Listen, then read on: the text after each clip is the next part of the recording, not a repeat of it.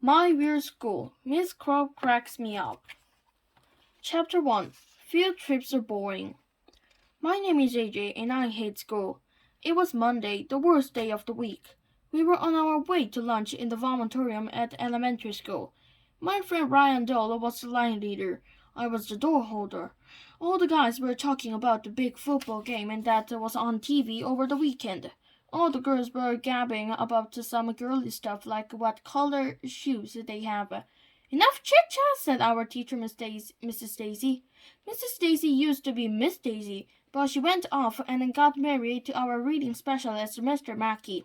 So now we call her Mrs. Daisy. I just got some great news, she told us. Next week, our class is going on a field trip. Yay! Yelled all the girls. Boo! Yelled all the boys. I remember the last time we went on a field trip. It was totally lame. Do you know why?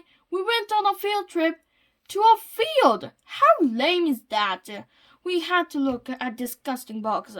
Our science teacher, Mr. Docker, even ate one of them, but then Mr. Docker is off his rocker. We should go on a field trip to an amusement park or a video arcade. That would be cool.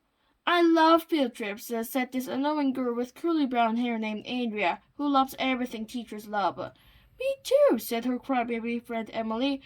Where are we going? We're going to visit a natural history museum, Mrs. Daisy said, all excited. What? A natural history museum? Natural stuff is boring. History stuff is boring. And nothing's more boring than a museum. So a natural history museum is sure to be the most boring place in the history of the world. Now you know why I hate school. Chapter 2. Weird People. I grabbed at the lunch table in the vomitorium with the guys. Adrian and some of the girls sat at the next table. Michael, who never ties his shoes, put straws in his nostrils and said he was a walrus. Neil, who we called the near the nude kid, even though he wears clothes, put tater tots over his eyeballs. Ryan balanced his lunchbox on his head. Oh, broccoli, I said as I opened my lunchbox bag. I'm not eating fruit that looks like a tree. I'll eat it, said Ryan, who will eat anything. Ryan even eats stuff that isn't food. He's weird. I don't want to go to a natural history museum, Michael said. What a snore, I told the guys. I bet they're going to tell us the history of rocks. Hey, rocks are cool, said the new kid.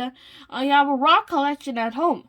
You collect rocks? I asked Neil. Why collect something that's just lying around on the ground? You might as well collect air. My uncle collects air, Ryan said. Whenever he goes out on a trip, he brings an empty bottle along. He's got bottles of air from all over the world. Your uncle is weird, I told Ryan. One time he couldn't find a bathroom and had to use one of his bottles, Ryan added.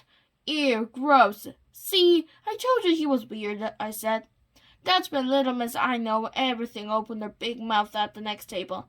Natural history isn't just about rocks and air, dumbhead, she said. It's about all the objects in nature like plants and animals. So is your face, I told Andrea. Anytime anybody says something mean to you, just say so is your face. That's the first rule being a kid. I wish some plants and animals would fall on Andrea's head, like 400 pounds a piece of broccoli and a hippopotamus.